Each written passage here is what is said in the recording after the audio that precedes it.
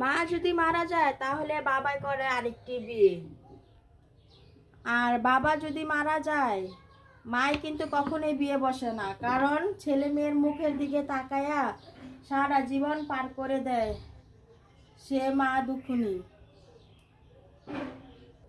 সরষের তেল দিয়ে রান্না করব, পেঁয়াজ কুচি কুচি করে দিয়ে দিলাম, আর এখন সব ময় মশলা দিয়ে দিব।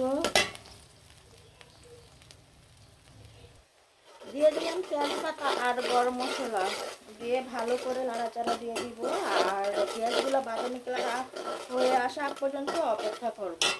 আর এখানে কিন্তু মাংসগুলো ধুয়ে রাখছি, এখানে আস্ত একটা মুরগি আছে, পোলট্রি মুরগি, বাচ্চাদের জন্য কিন্তু পোলট্রি মুরগিটা রান্না করা লাগে।